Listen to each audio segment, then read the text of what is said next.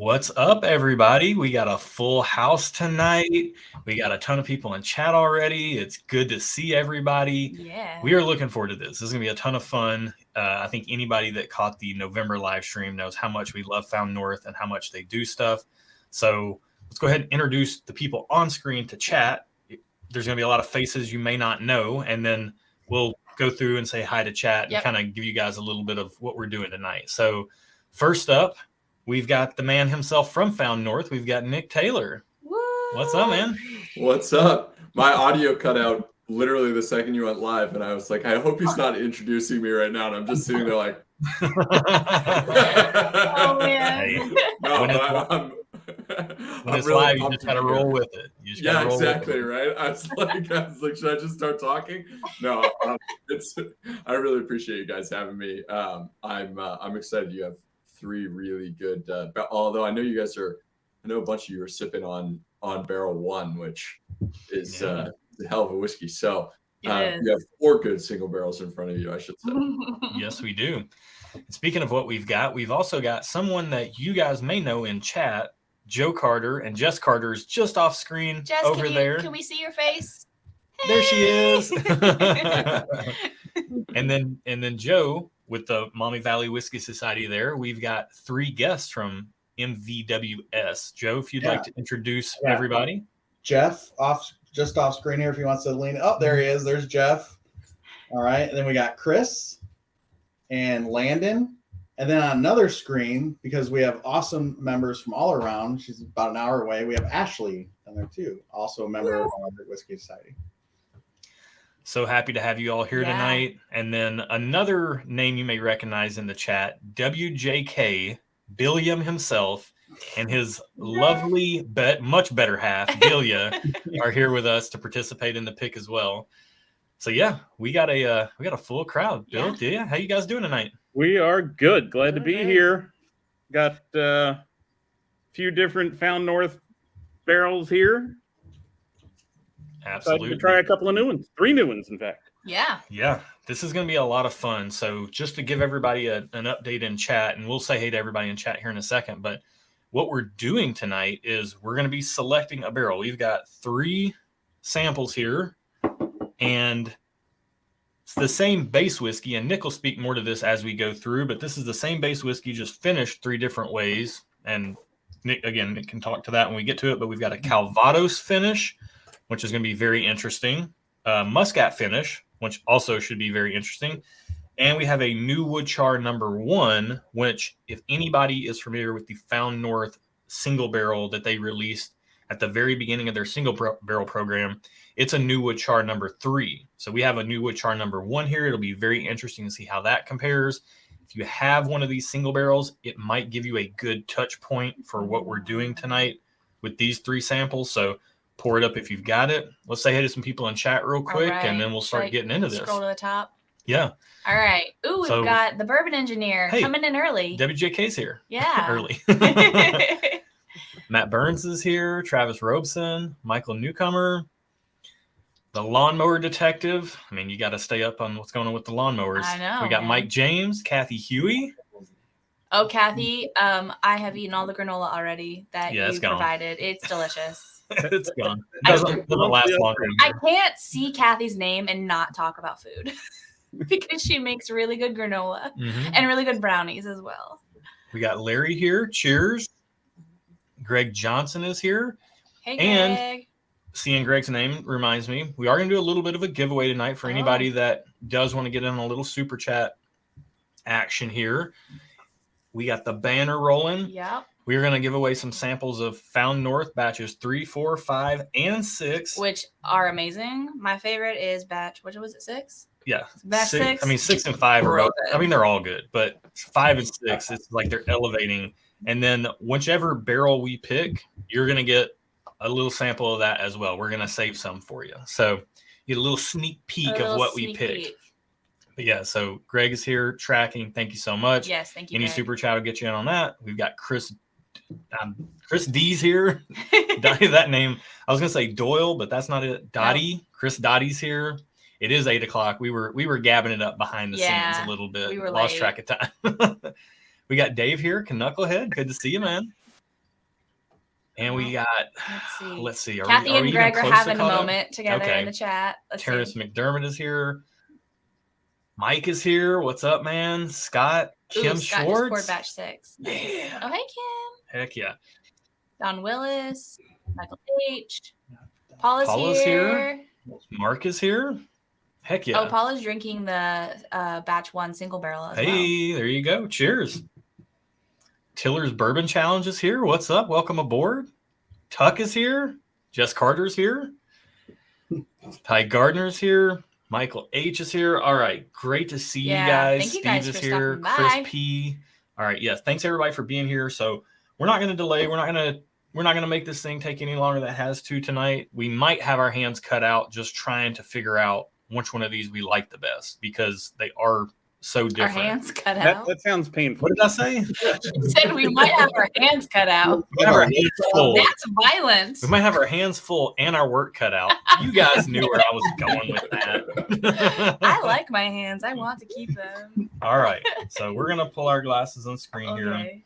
And we got a lot of people in on this pick. We want to try to maintain some sense of order. So we'll kind of go round robin on this. But if everybody's ready, I think we're going to start with the Calvados. Is that right, Nick? And then while we're smelling and tasting and kind of getting acclimated to this and ready to talk about it here around the table, Nick, if you can just kind of, for anybody that doesn't know how Found North does whiskey, it's to me one of the coolest, whiskey nerdiest, like just quality to craftsmanship brands that there is out there on the market. And I would love for you to speak to that. And thank you, Lawnmower Detective, for that. So yeah, heck yeah. All right. So Nick, the floor is yours while we all get into nosing and tasting this Calvados finish. Awesome. Yeah. So guys, for those of you who are new or newer to Found North, we're an interesting brand in the sense that it's a bunch of American guys making Canadian whiskey. And effectively, what we've done is we've sourced a bunch of, generally speaking, older whiskeys from Canada, but we've blended them very much to a American whiskey drinker, or I should say, a drinker of American whiskey, not country specific. That particular palate, which as it is our palate. The funny thing is we make whiskey for ourselves and then hope that other people like it. And it's turned out all right so far. But effectively, the fundamental difference between Canadian and American whiskey in process for how they make the whiskey, because we'll get into that. The fundamental difference is Americans do a mash bill. They combine the grains right before fermentation, and whatever your grain ratio is going into distillation is what it is going into the barrel. The way the Canadians do it is they do these single stream whiskeys. So these 100% rye, 100% corns, 100% wheats, etc. They ferment, distill, and age them, and then they blend them at the end, which gives the Canadian blenders an incredible amount of flexibility. The downside is that Canadians then tend to water it down, chill filter it, and add caramel coloring to it, all of which we don't like. And from a profile standpoint, it takes it in a direction that's really opposite of our personal palates. So for us, when we make the whiskey, we actually are using the same technique of using these single stream whiskeys, but we're blending them just much more towards a kind of big cask strength bourbon or cask strength rye profile. And that's essentially how we make whiskey. I love it. I think that method is so cool. Like I still talk to people about it. Like at my work, people know about Found North. The people that don't even know because I'm like, you guys, because they know I have a channel, and so I'll talk about it. And I'm like, you guys, it's so cool. Yeah, and we're not saying this because Nick is here. We could kick him out anytime we wanted. We legitimately do love the craftsmanship that's involved in this. Yeah. I mean, blending in and of itself is an art, but when you take something like Canadian whiskey that has been so just, you know, it just hasn't been treated with the same type of approach that some of the craftsmanship that we all appreciate in American whiskey has. And you take what you can do with those single grains that have been aged and you start to get into blending them and stuff. Yeah. It creates a really cool process. And I mean, we love it, man. Yeah. We absolutely love it. Cool. And I would love to talk about this Calvados finish. So what did you think about this? I like this one. Granted, I haven't tried any of the other ones. Tried the other ones yet. My initial impression is this is good. It's sweet, but there's a little spice there that's keeping it from being too sweet. Yeah. Which I can appreciate because I don't like it too sweet. Yeah. This glass kind of reminds me of you. Like it's sweet, but it's also spicy. A little spicy, a little salty from time to time. Yeah. It hits right on the front of the palate with a ton of sweetness, and then it just ramps up into this nice peppery spice to me mid palate. And man. Okay, I want to see what everybody else thinks about this. Yeah. Connor, thanks, man. And I did see the world's top whiskey taster was here in chat. Oh, I did see that as well, Mr. Matthew Porter. Yeah, we see you, Matt. All right, so Joe, I'm going to pitch it over to you, and I'll let you go. Let you head the show up over there. What do you guys think about this one? Yeah, so we kind of muted there. We kind of had a little discussion, so we'll go around the table here, and everybody had some pretty nice comments. Do you want to? Jeff, you want to? Yeah, for me personally, I picked up a nice fruity note to it, a kind of a pear flavor, some honey, and then the finish was really nice, oily, and stuck around for quite a while. Yeah. Chris, what do you think? Yeah, I had like a cherry Coke on the nose with an apple flavor and minty rice spice, and thought it was a long finish. Yeah, I had kind of in between. I had like a light fruity nose, almost like a real fruit. So a lot of American whiskeys, you can get like a candy fruit. This almost had a real fruit. Like if people are familiar with like a good Irish, like a heavier, like a Redbreast 12 cask strength or something, like a really high proof Irish where you get a nice dark red fruit. And then it was floral, citrus, fruity. They mentioned the pear. I got some of that, and then honey. And honey almost maybe because the mouthfeel was really thick and heavy. And I love that because that's the telltale sign for me of a special whiskey. I can't stand thin whiskeys. And that had so much body to it. Yeah. Almost like, I think batch 3 on steroids, I think is what I can compare that one to. Landon, what about you? Yeah, only thing I would add on, great texture, great mouthfeel, really stuck around quite some time. Definitely the spice around the tongue, not like a throat spice, but it's like a mouth spice that just lingers there. That's what I got. Jess, what you think? I got like a raisin or an apricot, like fruit, definitely some oak. I'm going to go against the grain. I thought it was a little bitter and a little drying and like picked up some tobacco and leather notes that really? More earthy. It's good. I don't know. I wasn't a huge fan, but we'll see. Yeah, I thought it's fantastic. Not sure if the flavor notes are what my preferred is, but the quality is just, it's really good. Like who doesn't like eating honey? So, yeah. Apparently Jess doesn't. Hey, that's perfect. I mean, pears and honey that's not going to be everybody's favorite profile. So love to have differing opinions because palates differ and everybody likes different things. So Absolutely love that. Ashley, what did you think about this one? Oh, are you muted? I think you might be muted. I really got a lot of freshness on the nose, like a fresh apple. Like oh, am I muted? No, you're good. You're good. You're good. I think it was just a delay. Okay. We got So you. I got fresh apple.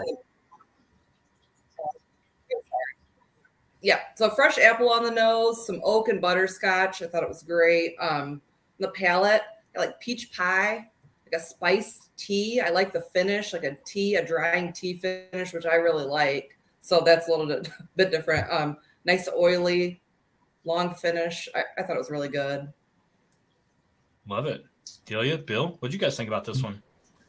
So the great things about Found North, regardless of which one I have, 3, 4, 5, 6, or any of the single barrels, is you get that age gives you that beautiful oak tone, but it's never overdone. It's not too oaked. And on this, you still get that oak, but for me, it was in the finish. The front side was replaced by that fruity sweet, from which I presume is that finish. And we both said apple right away. I could see the pear too, but it's one of those kind of acidic, fruity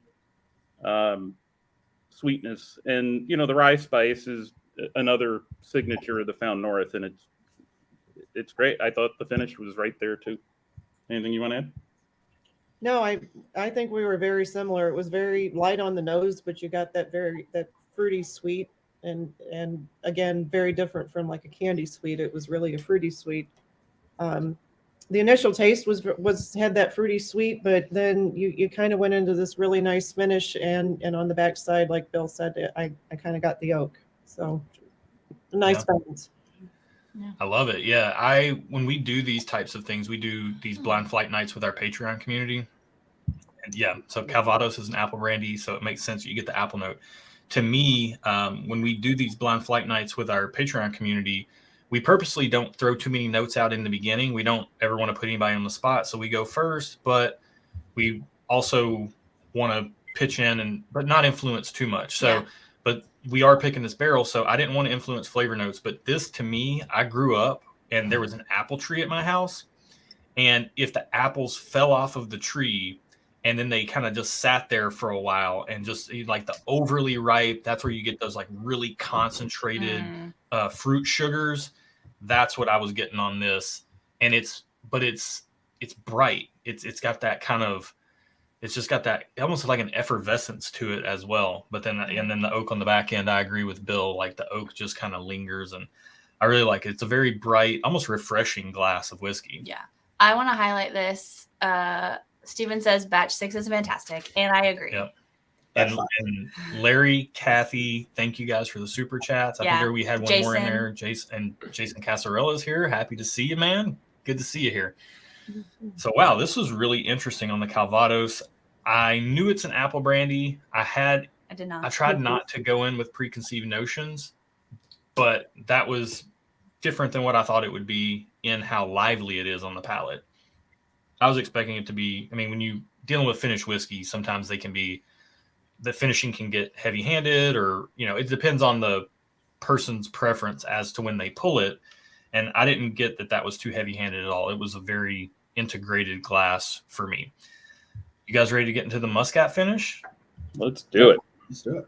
Nick, as we do this, you've talked about the process of Found North whiskey, but can you talk to us specifically about what that looks like in single barrel form? Because I know there's questions around, hold on a minute, you got single grains, but it looks like there's a mash bill here, but then how do you get a single barrel out of that? So while we're into this Muscat, if you could tell the good folks how you guys do business up there on single barrels, that would be great. I appreciate it. Yeah, no, it's a really good question. And effectively, we really wanted a single barrel program. I think single barrels are awesome because of what we're doing right now. I think the whole idea around involving consumers in the process of making whiskey, or as much as possible, is really exciting. And for us, obviously, if our whole thing is blending, it doesn't really make sense to take one of those single stream whiskeys that we're blending and just say, okay, here's our single barrel. it wouldn't be very representative of Found North, nor would we be really adding much to the whiskey, right? We would effectively just be buying whiskey, selling it to you, and we're just kind of a glorified middleman. And so what we decided to do was, okay, let's create a blend, but very kind of obviously, instead of creating a blend that is a final product, we actually created a blend that needed more wood. We did not try to design a complete whiskey. So we blended 12, 19, and 21-year-old whiskeys. The final ratio is 66% rye, 30% corn, 4% malted barley. And we blended this together with room for oak. And really, I love to hear that they taste integrated, because the point wasn't to give it a finish for the sake of a finish. The point was to basically create a whiskey that could be a good foundation for a bunch of different wood types and a bunch of different former barrels, so that when we further matured them, for now, some of these have been in oak for over a year, they're taking on different qualities from each other, such that when you buy a single barrel from Found North, it's a true one-of-one whiskey. This isn't some blend that we already make that we're just pulling a barrel out of. This is a fundamentally unique whiskey, and then the finishes are pretty much all different. And so you're really getting an opportunity to have some underlying layer of consistency. But when you do a barrel pick with us, there is this feeling of like, this is a barrel that only exists once, and really truly does only exist once, because we think that's kind of romantic.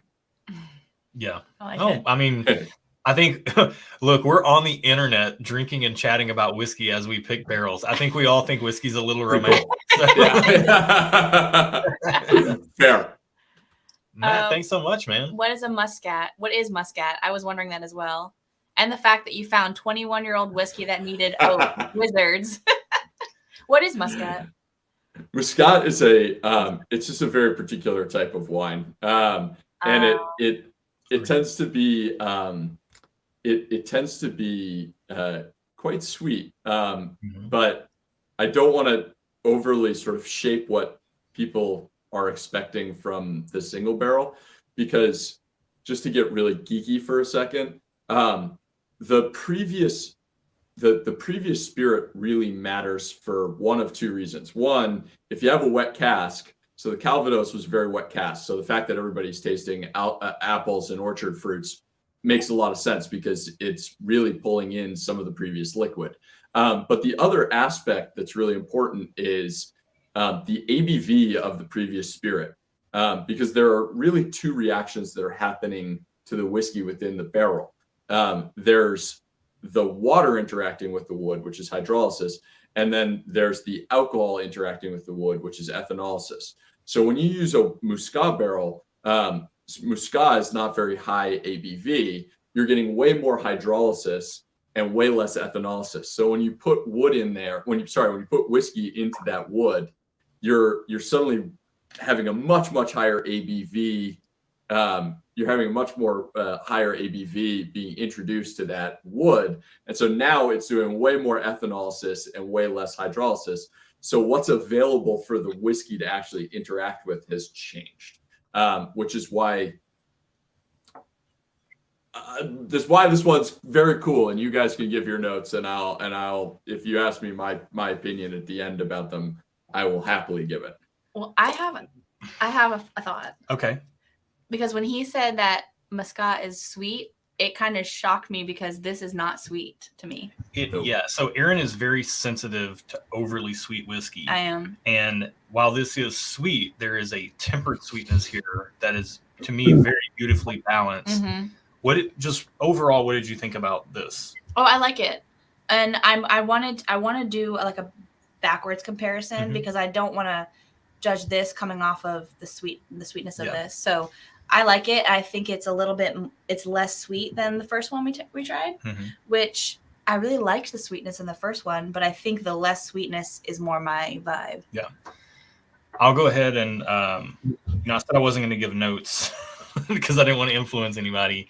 But to me, upon first smelling this thing, it made a face. You were like, if you guys were watching in the chat and saw my face as soon as I smelled this, my goodness, this is a fantastic whiskey. It is, to me, it's a personal preference thing. Like, I like the Calvados finish. It's fruity. That's not my typical profile unless I'm in the mood for it, and it's striking me great tonight. However, this right here, we're leaning a little darker, and as soon as I smelled it, I got like this powdered sugar dusting over top of a pastry type of note going on.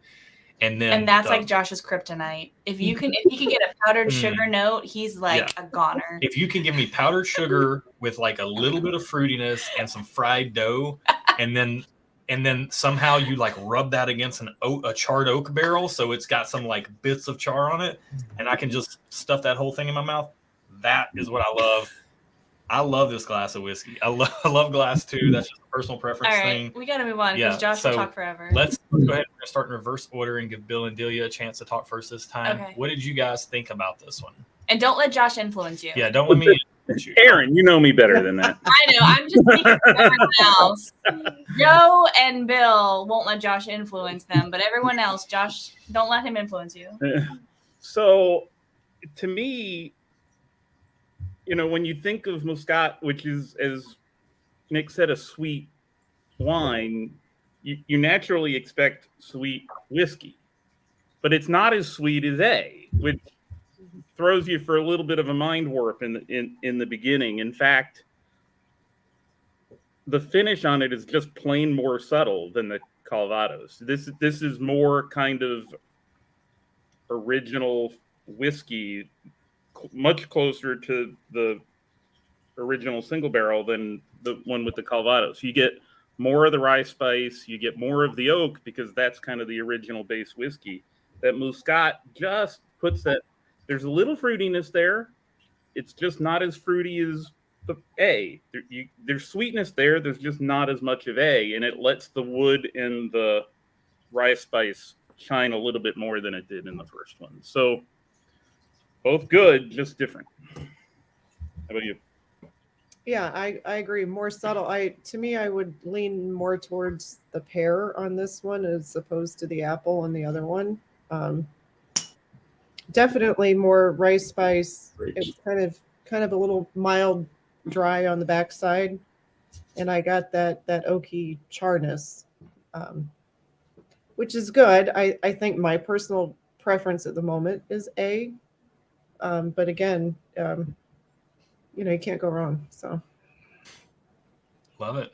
And I'll say I see DC in the chat, and Greg Johnson is spot on. He says my ideal food is beignets with jelly. Yeah, that's pretty accurate. So, all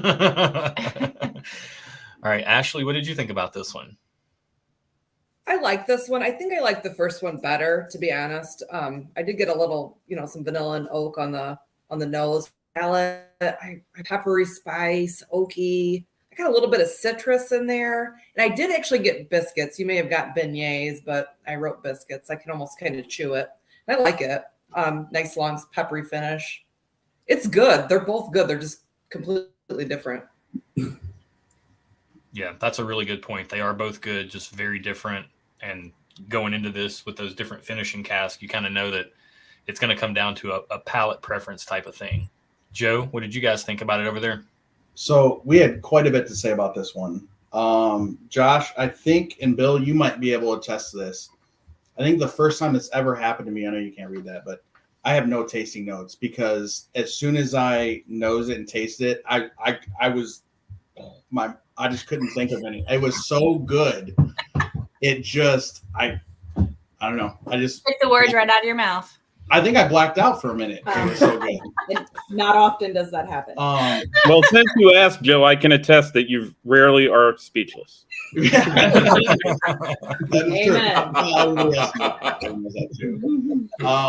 But actually, Chris helped me out with one of the notes that I absolutely loved and really got in this. So, Chris, you want to tell us what you thought? Yeah, in the aroma, I had peach rings and even some like Lifesaver gummies, almost just like a bag of fruity gummies. On the flavor, I just had bold and robust. Definitely very different than the first one. Good, but I had a medium finish, and it was almost drying on the roof of my mouth on the palate. Yeah, those peach rings. That's what you guys know what I'm talking about, right? Like you go to Cracker Barrel, you get the peach rings. Oh. Yeah. Jeff, what did you think? I picked up on the aroma. I picked up kind of a French candy. I don't know how many people might be familiar with that, but it was a nice, sweet, what's known as French candy. On the flavor, I picked up kind of a grape, kind of a white grape, a sweetness to it, and then the finish was just rich and oily, which is something I really enjoy. Landon, what did you think? Yeah, I think this, comparing the number to the first one, I think the only fault on this one is the finish. It's not the finish that, personally my palate would like. I thought it was a little drying, but I think, the palate was a great mixture of fruit, some wood, some honey, some richness. But the only fault, I think, is the finish for me. And Jess, what do you think? I got more butterscotch caramel. It's got a good rye spice. It's oily. Definitely better than the first one, in my opinion. And I'd say the drying was actually more present for me on the first one than this one. This is more like my wheelhouse. Yeah. And I thought I don't know. These guys didn't agree. I thought the first one might have had a little better mouthfeel. Maybe felt a little thicker like that. Maybe it was just in my mind with that honey note. But everything else with number 2, it was just a wow. And Josh, I don't know if you still have the barrel 1. Go back and nose that. And I got smoky barbecue coming off of number 2, going to the Shut up. You're so right.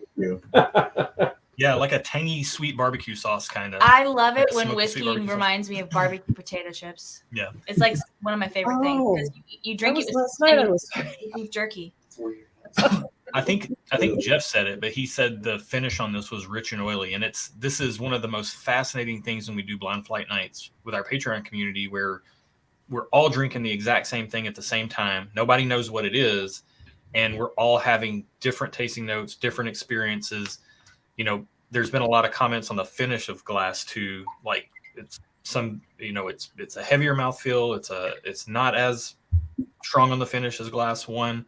I definitely got more spice on the finish of glass 1, whereas this one I got more of a I think Jeff said rich and oily. To me, it was like if you just took I'm a photographer background, so like the flavors in this are very saturated, like they sit and just soak into the back of the palate. So I like that experience. It's not for everybody, but I like it a lot. And I want to comment on Jess too, said that this one was, I think Jess said it was a little drying on the finish, and it's drying in the way that she said the first one was more drying. Oh, okay. Well, yeah, I was on the dry train. Okay. I did get dryness on the finish here, but in like a nice dry way. Mm-hmm. Like it seems like it comes from the oak, and it's not like an off-putting dryness, like an off-putting really dry wine that just is kind of lacking in flavor and stuff. It just seemed to me like the oak really sat in and was really nice on that one. It makes me really excited to get into the new wood char number 1 here. So it's going to be the third one, guys. As we nose and taste this, Nick, I know we're dealing with different finishing barrels here, but one of the other fascinating things about what you guys do is the wood that you use for the barrels. So when you're dealing with these in their single grain states, I know a lot of the Found North stuff is Hungarian oak. I don't know if these are, but if they are, can you speak to that a little bit? And then even the new wood char number 1, if you could say anything about what particular wood that might be, just speak to that a little bit, because I think it was really interesting what you had to say on the November live stream. If you can remember it, and I'll remind you. Yeah, so I absolutely love Hungarian oak in general. We love blending with it because it tends to give more wood sweetness, more wood sugar, and less tannin. So when we're using really old barrels that have been in Hungarian oak, they don't start to get that pencil shaving note. They just kind of get more and more molassesy, which isn't a word, but I'll take it. These whiskeys, the whiskeys that we used for these blends, 2 of them were actually ex-bourbon casks, and one was a new oak cask, but with only partial new oak finish. And really the reason behind that was we didn't want to put so when you put whiskey, when you recast whiskey, you reset the oakiness. Surprisingly, whiskeys don't get super over oaked because it continues to be extractive. It actually tends to get over oaked because it starts to be reductive, where other compounds are evaporating out, because most of your wood influence happens in the first 6 months. And virtually all of it happens in the first 18 months. And then what happens is you're just evaporating the stuff that aren't the wood compounds. And so it eventually will start getting bitter and astringent. And so for us, knowing that we were going to effectively double the amount of wood extraction, we really wanted to focus on using used barrels, which was a little terrifying, to be honest, because it's much easier to make a finished whiskey, as in a completed whiskey, and just bottle it. Whereas making something where you're like, okay, I really like where this is, and in my head, I like where it's going to go in all of these different wood types, is intimidating. And in particular, I actually got a chance to taste the Muscat today. I was just comparing it to where it was 2 months ago and 4 months ago. So just seeing how it's changed. And these whiskeys, particularly in wine barrels, don't behave linearly. They kind of go all over the place. You really like them. They're getting less dry, and then suddenly they're getting more dry, and then they're getting less dry, and then the dryness is changing, and suddenly it's oily. It's a metaphor for life. It's not cooperative. Whereas the spirit casks like the Calvados and any sort of brandy or former whiskey barrels that we use to age stuff tend to behave relatively in a straight line. The wine goes freaking everywhere. And then the new wood behaves much more sort of predictably. The interesting thing about this one was that it was a level 1 char. And there's a bit of a, like, people like big numbers in general. And so people like the idea of a level 7 char because it's level 7. But honestly, like, doing a level 1 char is really, really cool, because you gain a lot of sweetness in actually the wood sugars and the caramelization and kind of the marshmallow effect, which is one of my favorite things. But you do it very gently, and you don't get nearly as much sort of heavy oak. And so instead of getting this kind of dry oak, you tend to get more of this. It's funny you guys said barbecue on the last one. You tend to get barbecue on your lower level charred new wood barrels. And so we'll see how people feel about it with this one. But I'm not going to say it. Not going to say it. Not going to say it. Shut my mouth. I've already said too much. There you go. You say something. What did you think about I don't know. That's all you got? Okay. That's all I got. It's good. And for me, I will just go ahead and say it's between 2 and 3.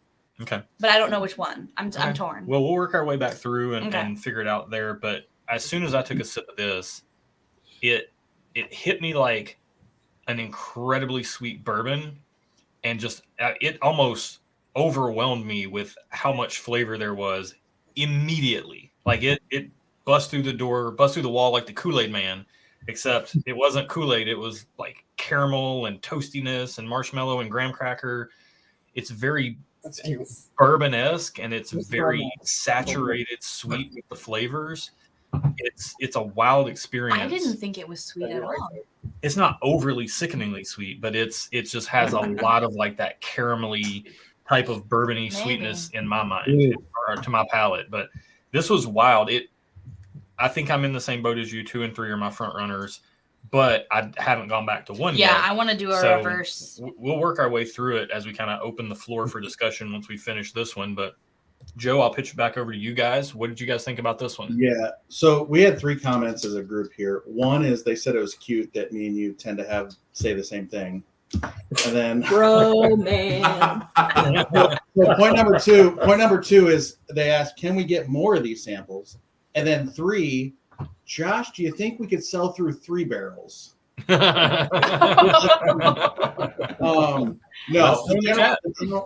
the general consensus here was, I mean, you could put 3, 1 and 2 were good. You could tell they drink like a rye type mash bill.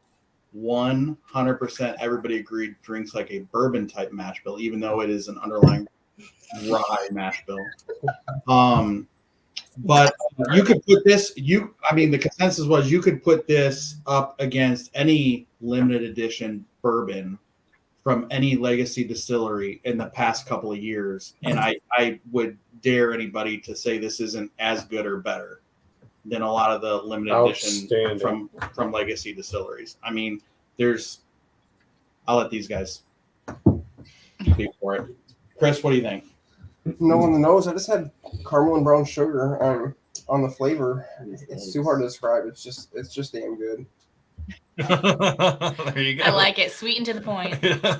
Jeff? Yeah, same thing. Caramel, brown sugar, that nice toasted flavor, the sweetness, and that finish just lingers and lingers. It's outstanding. So, and that was brought up a couple of times and I think because, our control pour is a char 3. This one's a char 1, and it was toasted, like a toasted barrel, was brought up multiple times. Yeah, that's the first thing I said when I smelled it was this smells toasted. So. Yeah, I wrote down vanilla caramel cake and taking a bite of wood after that. I mean, this one's incredible. I mean, the legs on this are really good. I mean, if you look at your glass, the legs are great on this. This one, for me, I'm between 1 and 3. I'm gonna have to go back, but this one is a great one. I love this one. I think I agree between 2 and 3. I think 3 is probably leading for me. And then because of the similar finishing in new wood, coming off of 1 and 2, I got on the finish just a little slight bit of that smoky barbecue, like specifically a Texas mesquite barbecue note. Stop, Joe. That I really love. I love it too. Aaron, it's not. No, Aaron, it's not bologna. You're causing me to stumble. No, I don't like bologna. I love barbecue though. That's what we got to say. Very interesting. Ashley, what did you think about this one? I've loved all of them, but when I first tasted this, I really love this. This is great.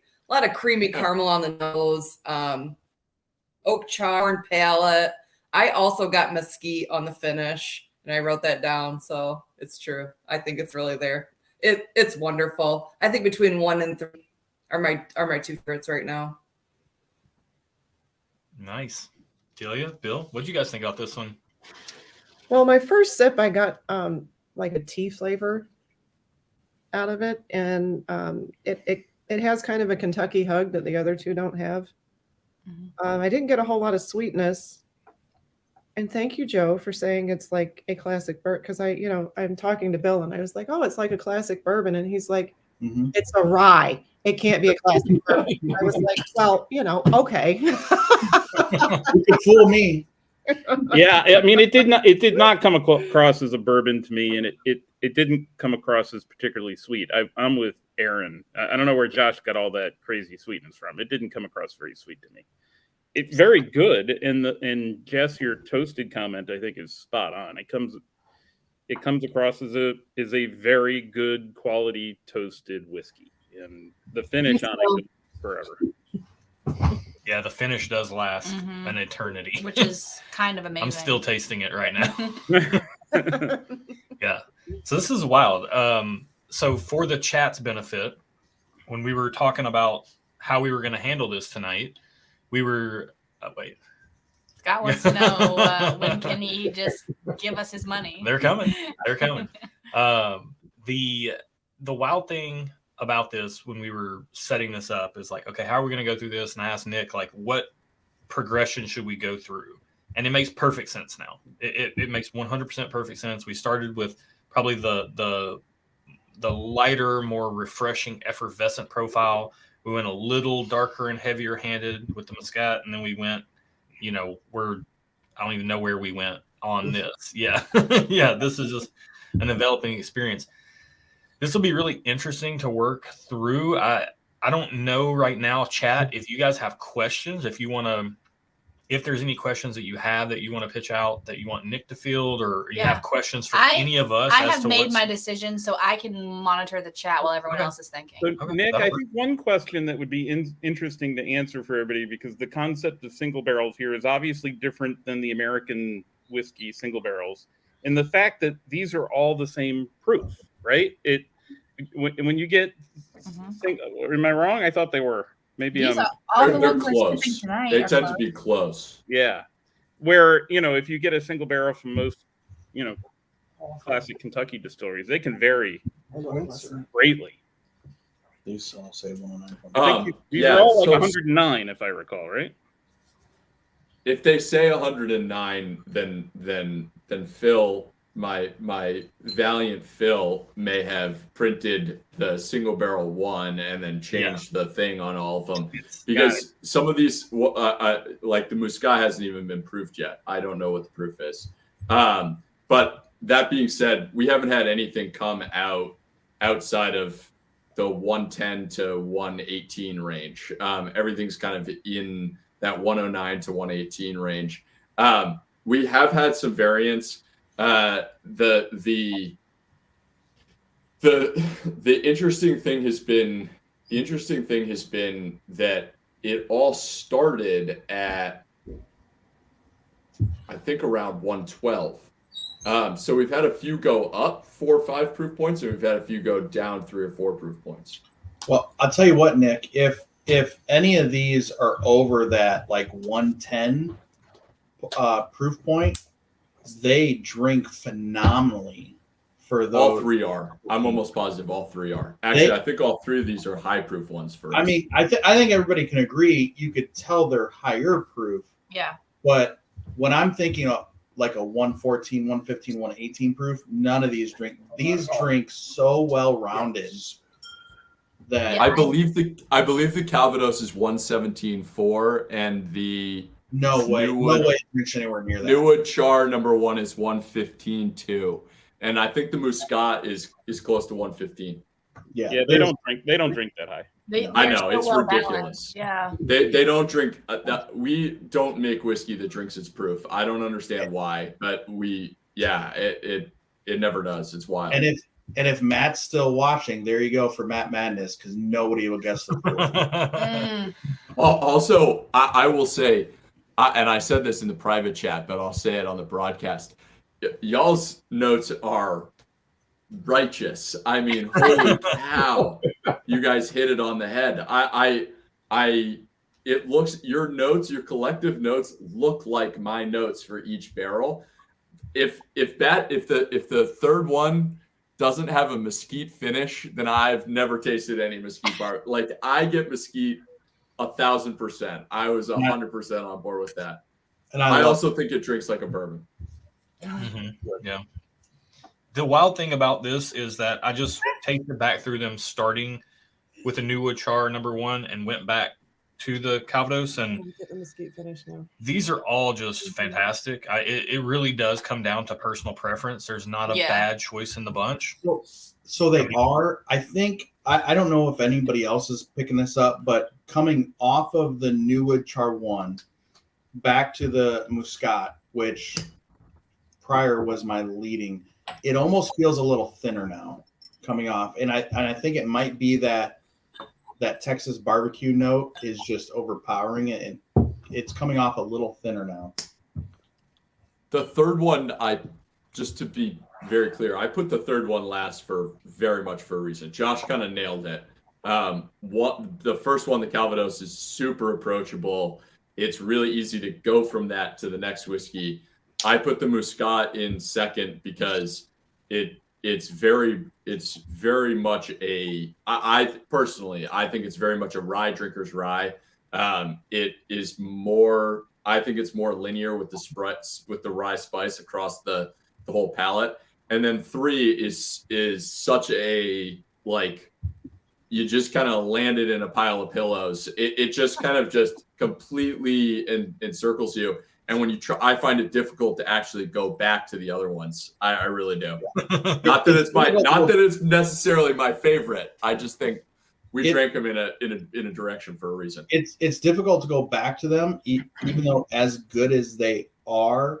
And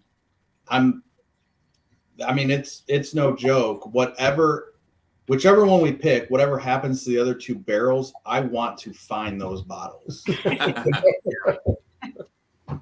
Yeah, and if I thought we could support sell through on 3 barrels, I would be pushing Josh for 3 barrels.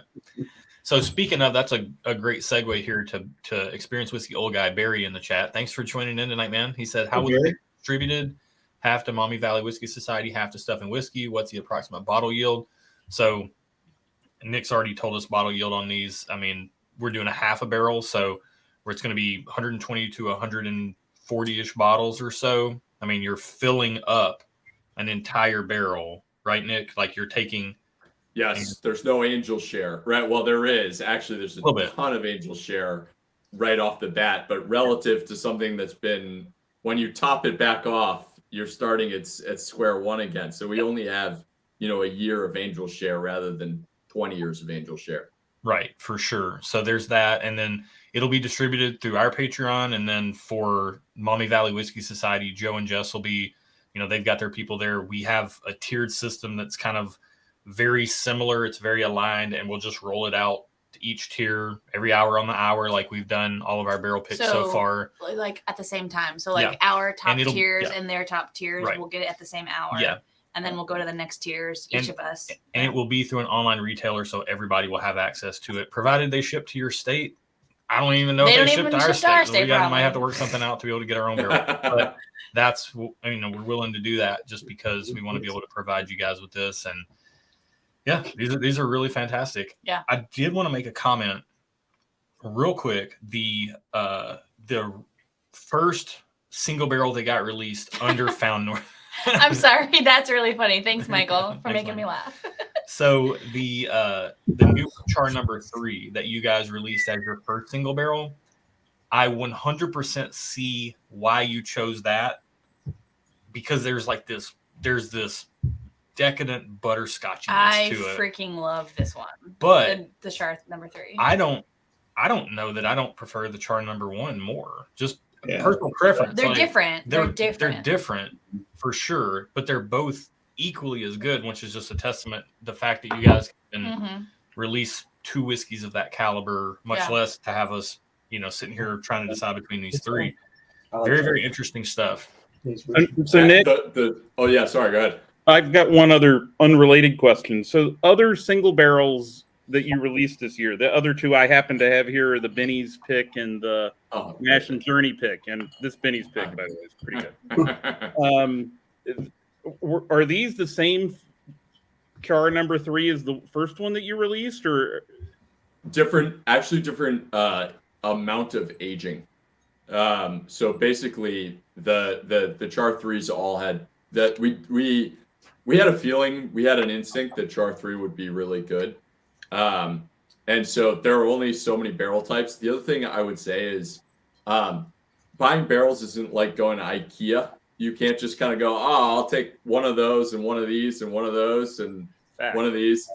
You kind of have to, and on top of it, when you're buying barrels, particularly any wet casks, you need to buy them and fill them immediately. The longer you wait, the worse the wood gets, right? Sure. So for us, it was a bit of we're planning this, but it was also a bit of we have to be opportunistic about, let's nose this wood and see how it is, to see how this is tasting. Does it have any must? No. Is it going to react well with our whiskey? Yes. Okay, buy it, fill it.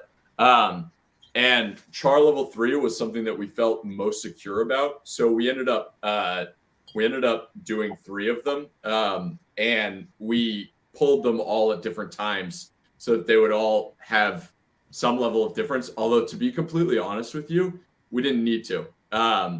when you taste them, they created enough natural sort of distance from each other where it wasn't like, oh, I'm just drinking the same whiskey. Yeah, It's cool. Very cool. Mike Hunter in the chat asked, do these drinks similar to batch 5 or 6 or completely different? Oh. That's a fantastic question. I'm not drinking any of them side by side, but I know that Joe and Bill both have a lot of Nick experience. might have something to say. But yeah, go ahead, Nick. You in the back right there? You're the guy that makes you in the blue shirt. Yeah, me in the blue shirt. Me. I don't think any of them drink like 5 or 6.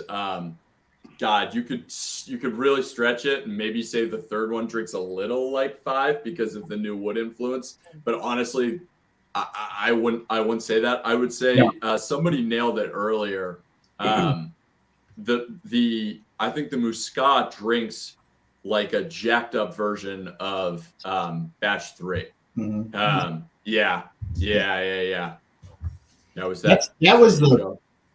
the closest one. The Muscat, like a jacked up batch 3. The other of them are so different and so good on their own. And that's the other thing I love about Found North, right? Like a lot of legacy distilleries, a lot of American whiskey, they want to go for consistency, although that trend is starting to change with all the craft distilleries. But all of your different batches, the different blends, the different finishes have such good, unique, awesome flavors on their own that's half the fun is the experience of the different ones. You just have to be willing to get a couple of bottles of each ahead of time. So you can, that's why you get all. But hey, also Josh, I wanted to real quick before we moved on. I know Mike did a chat there, but I wanted to give a shout out to Mike Newcomer, Don Wills. They're 2 brand new members to us, executive members, really supporting us out. Came out for a private event on Friday. Wanted to give them a shout out, and then if Andy Lagnus is still in watching, give a shout out to him too. So nice. Love it. All right, guys. So I think if everyone has their rankings, we'll go through this and we'll tally up the numbers. Although it'll be interesting to see how this plays out. I want to say real quick, as you can see in the ticker down below, we'll go ahead and do like a last minute call on super chats here. If you want to get in and get samples of Found North batch 3, 4, 5, and 6, and a sample of the barrel that we end up picking here. Depending on which one we pick, it might be a 1 ounce sample of that. Yeah, one. We don't have. The rest of them, you'll get 2 ounce samples though. I might be able to help you. There we go. We'll figure something out. But every $5 super chat will get you in on that. So we'll do a little bit of a last call for that. We'll do our rating, or we'll go through this and see which one is our kind of consensus favorite here for the pick, and then we'll put a button on this, do a giveaway, and then get you guys out of here on a school night. Does anyone, as Aaron says? Yeah, it's a school night. I gotta go to bed like right now. Does anyone need more time? Has anyone not kind of ranked? That's a good question. Okay. We need more samples. I think we're all good. More we're samples. Good. More samples so we can decide. So, want to go ahead and say this up front, Eric. Thank you so much. We got you in Eric. here, and again, we got to say thanks to Greg for tracking this for us. Yes, thank you, Greg. We love you. All right, so we're gonna go down the line. We're gonna start with the Calvados finish, and if you have the Calvados finish as your first place, number 1, this is the one that's your favorite. Let's see a show of hands on that. Keeping in mind, these are all good whiskey. They're all good. They're all great. Yeah. There's not a bad whiskey in the bunch here. If anybody watching sees this come out and you find a single barrel of this finish, buy it because it's good. Especially if you like real fruit flavors in your whiskey. Like I want this. This isn't my first place choice, but I want this in the springtime and just like sitting out on like a crisp like spring morning or a crisp fall afternoon and just drinking this and I don't know, watching the sunset or something. Wow, I don't are you know. like putting in a 1-900 ad or something? All right. I don't know. All right. I would buy all 3 of these. I would for sure, yeah. If all these went out, I'd buy a bottle of all 3. I'd be happy with all of them. Yeah. All right. So, no first place votes for the Calvados. Any second place votes? All right. 3 second place votes. So, all right. And then third place votes for the Calvados. 1, 2, 3, 4, 5, 6, 7. It was my first place before I tried the other two. Aaron, it was mine too. I know, right? That is one of the most clever. It was my first place before I tried the other two. That's fair. It's worthy of a first place It's very pour. good. I mean, All right. if you love that fruity sweet, it's a winner. All right. Go back to it. It's almost like juicy all fruit right. game 2 now on the nose. The Muscat. Wait, Nick, we see your question. We'll talk offline. I'll do. We'll talk offline. Anytime you're in Nashville. No, we'll talk offline. All right. Yeah. So the Muscat. Does anybody have the Muscat in first place? Oh, crickets. Wow. Okay, let's just go ahead. Okay. I thought All this right, would be way more dramatic. I was trying to build Yeah. who has Newwood #1 in first place? Nicholas. There we go. So looks like we got our pick, guys. So that was good. Now, Nick, so March 9th, 10th, and 11th Is that for me? for Nashville. March 9th, 10th, and 11th for Nashville. Oh yeah. Come hang out. Matt's saying I'm just I have something on the 9th, but I might be able to come down 10 and 11. I'll check. That works. All right. Man, I really thought I was gonna have to do math there. You guys really saved me, okay? Yeah. and we haven't Actually, we saved ourselves because you doing math is dangerous. Yeah. Right. So whoever wins the super chat giveaway will get that much of what we just picked for our barrel. Okay. All right. So for everybody then, we are selecting the single barrel. So the underlying mash bill, quote unquote, for all of them was 66% rye, 30% corn, 4% malted barley. And then this is finished in a Newwood Char #1 barrel, which is, I mean, close to a toasted barrel. And then Nick, did you say you had an idea of what the proof was on that one? 115.2, and I confirmed via text with our warehouse. Okay, yeah. Well, anywhere in there. So, I mean, what would you guys? I mean, drinks like a really nice 105 to 110. Like, feel it's there. It's super delicious. So, but it has enough of like that Kentucky hug where you know it's high proof. Right. You're just like, I know it's high proof, but why isn't it burning? Yeah. Right. There's such a level of flavor saturation that you don't typically get. Yeah.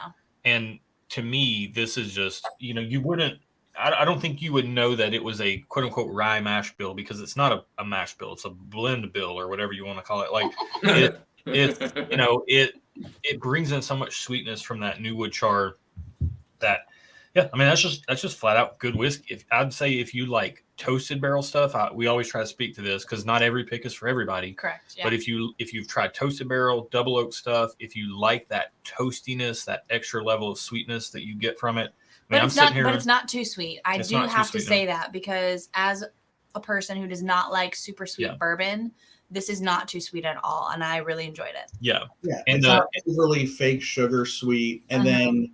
I mean, so our whiskey society, we have people, I mean, you see people on the Facebook groups all the time camping out in front of liquor stores, waiting, and that can be fun. And we all want, to find that limited edition bottle from the Legacy distilleries. But all the ones that I've had, and I've had all the Pappies except for 23. I've had a decent amount of all the allocated Legacy bourbons. This one right here, our pick is, I would put it up against any of them, toe to toe, double wine, toe to toe, any day. There's good whiskey out there, guys. There's a ton of good whiskey out there, and I'm going to thank Nick for even giving us the opportunity to be able to pick this. I mean, thank you so much. Nick, we got to talk because I got to find out where this Muscat barrel is going. I was this close to putting it in first, because it's got some really cool stuff going on in it, but it is not. It's not we pretty clearly saw that the Newwood Char #1 was the people's pick, And I agree. I think it is like the best overall, but that Muscat's doing some it's doing some really good stuff too. I got to find out where that's at. A little inside baseball for those people watching who have maybe never been on a barrel pick before. And if you're watching, you're a Maumee Valley Whiskey Society member and you want to go on a barrel pick, jump in one of our higher tiers, and we bring people along on our barrel picks, just like you're saying here. You have to pick based on the flavor profile and preference of the people picking, but you also have to keep in mind the greater group that's going to be buying these bottles, right? You have to know your group and what kind of their dominant flavor profile is, because you want to sell those bottles and do good by the distillery and do good by the wholesaler and then continue to do those. So I think that's a great one, but hey, maybe we'll have to talk to our retail partner we're working with to do their own pick for some of the other ones. And Terrence had a great question. Maybe I missed it, but how much will this pick be? Now, some of that is up to our retail partner, but Found North single barrel picks usually come in around $99 or $109 a pick. So we'll be in that ballpark range. We're not marking it up or anything through our retail partner. We want to get you guys the whiskey as affordably as possible. It's a fantastic, it's going to be a fantastic bottle. So whoever gets one, congratulations. So speaking of that, Josh, do you have the ability? Were we gonna show the collaborative pick logo that we put together? Is that ready to be? Are you ready to announce that yet? We excited.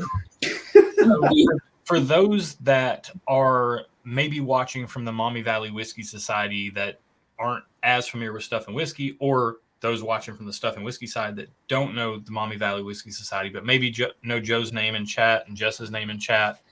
We have. Where is it? It's the third one right there. So, Joe, you guys are seeing it right now. It's right above Nick's head. S&W MVP. Stuff and Whiskey, Maumee Valley Pick, Barrel Club. Great hand modeling, Vanna. Yes. It's actually really hard. Maybe I should just go like this. Well done, Nick. Well done, Nick. I love it. But yeah, so those will represent, I'm honored to call Joe a friend, one of the best guys I know, and just to be able to collaborate between our channel, his Whiskey Society, it is vital to be able to move barrel picks so that we have opportunities to continue to do barrel picks. Obviously, we would love to know exactly how many people want to buy a bottle and just make that barrel yield that many bottles exactly. In a perfect world. But as always, we would rather err on the side of moving the barrel pick than having thousands of dollars of whiskey tied up in the interim, in the balance. So we're going to distribute this through both of our platforms, through our Patreon platform, through the Maumee Valley Whiskey Society platform. Obviously, higher tiers are going to get first access, and that's where you want to be if it's a pick you want to get. However, there is a good yield on this. So it's hard to say, we're still trying to figure out the demand on things. And it's always a little bit of a guessing game. All we can promise you guys is we're going to do our best to try to make it available to as many people as possible. But we also have to move the barrel so we can continue to do more picks. So, yeah. Also, we have a bot in here. I'm pretty sure. Should I get rid of that? Nope. I don't know. Only Jesus saves. I'm gonna put the user in timeout. Hey, that's better than the blast bot you guys had on live. Yeah, that's better than most bots that we have. Yeah. I blocked that account for 5 minutes. We'll see what happens. And you like Jesus. Jesus is cool. We're tight. It's all good. So I know most of the viewers right now are probably Stuff and Whiskey viewers. Awesome. Thanks for joining in. A few of them are from the Maumee Valley Whiskey Society, and I'm sure some will catch the replays.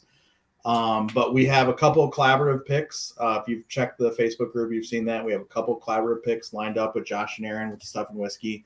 And we've got our collaborative logo that'll be on there, which is really cool. And we'll still continue to do our own stuff, just as Josh and Aaron will continue to do their stuff. But it's really fun for these team ups, and we thought it would be really nice to have a nice collaborative logo integrating both of our organizations on there for everybody. So just wanted to make sure everybody knew what to look for. March 10th in Nashville.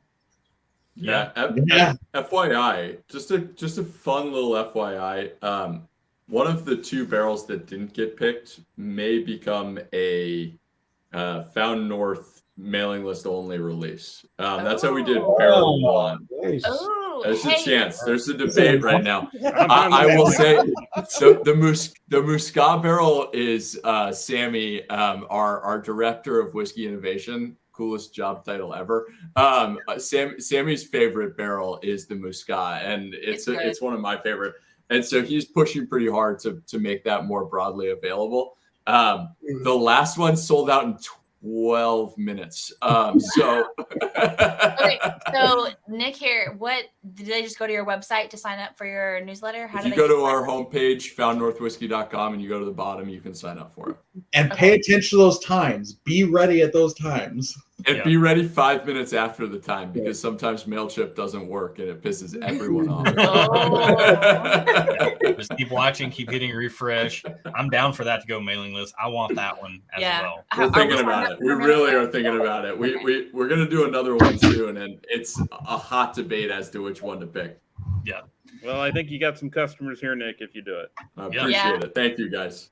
Guys, this was a ton of fun. Greg, if you can randomize the list of entries for the giveaway and then let us know a number range. Turn the banner off. Giveaway is closed for giveaway business. Is closed. We will select a number here, and then we will cap this night off. So, man, this is a great. Let me just say, with this many cooks in the kitchen, the biggest strength of a group of this size is that you're going to have a larger consensus opinion that's going to hopefully show viewers that you're getting a barrel that is a really good pick across a broad spectrum of palates. Yeah. Whereas the fear of doing a pick with so many people involved is that it's just going to be a scattered mess, and you're going to have 3 people that like this one more and 2 people that like this one more, and it's going to end up being a little bit of a debate.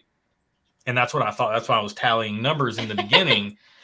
No need to be this like landslide on a single barrel for a group of this size is not something that happens very often. So just saying, there's something to be said for that. So this is a very, very interesting process. Want to thank everybody here in the chat. We got 72 in the chat. Go ahead and just real quick, if you can, if you're on mobile, you can just close the chat, hit the like button, and then pop right back into the chat. And if you're not on mobile, just click the like button. It helps a ton, helps the channel reach more people. And it helps us keep doing what we're doing and picking good whiskey. Greg and says all that stuff. 1 to 37. 1 to 37. Should we, Nick, do you want to pick a number 1 to 37? I think that was exactly what I was about to do. God. Oh, man. Pressure. No pressure. It's going to be a randomized What's your list. birthday, Nick? The list has already been random.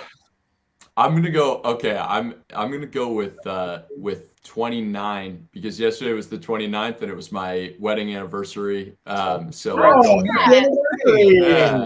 thank you. Cheers. Good choice. Cheers. Also, Cheers. Man. And actually, my best friend had his firstborn yesterday. So all good things. Oh wow, yeah. Day. 29 is the day. Is the number. 29 is a good number. Oh, that's Eric Doucette. Eric Doucette. Congratulations, Eric. That's awesome, man. Email us at stuffandwhiskey@gmail.com or hit us up on Patreon. Yeah. We will get those to you. Yeah. Awesome, dude. That is amazing. Yeah, that's so cool. And he's saying congrats to Nick, but we're saying congrats to him. Yeah, so. Congrats. Eric's saying congrats. We're saying congrats. Congrats, everybody. Yeah. Yay. Yeah. Congrats on a great stream. Congrats on a great pick, everybody. Yep. Aaron with the New Girl reference. Yeah. Does anyone watch New Girl, or has anyone seen the show New Girl? Okay, so every single time I hear the number 29, I'm like 29 because I think of Schmidt on his 29th birthday. I've watched that series like I'm going through it for the 4th time now. Yeah. So I'm a New Girl fan. She can't get enough. So 29. So also. Josh, Aaron, I want to say cheers to you. Thanks a lot for, helping support our group, collaborating with us. I love what you guys are doing on the channel. For any of our members, if you're watching and you're not subscribed to them, please subscribe to them. They have awesome content. They're great people, know them personally. And also, if this is your first exposure to Found North, check them out online. Check them out. They've got a couple of retail partners they work with. You will not be disappointed. And you don't have to wait in line for 12 hours in front of a store for their stuff. And it's fantastic. Yes. Preach. Also, Chris All right. says yesterday was his birthday too. So happy birthday, Chris. Oh, heck yeah, Chris. Hey, Chris Lancourt. Happy birthday, Chris. Nice to see you. He's, one of our members too here locally. Well, There happy you go. birthday. Cheers, Chris. All my glasses are empty. So Yeah, we can't choose. But All right. everybody on the screen, hang around a minute. Everybody in the chat, thank you for being here. This was a ton of fun. Hopefully you're looking forward to this barrel. I'm looking forward to it. If you're not, more for us. I can guarantee you Josh is going to blow our budget trying to buy as many bottles as he can because he's already done it. It's going to happen. Turns out doing your own picks just makes you want to buy all your own picks. So it's part of the problem. But all right, guys, we're going to get out of here for tonight. Thank you all for being here in chat. We'll see you guys backstage. Cheers all. All right. Good night. Bye. Bye.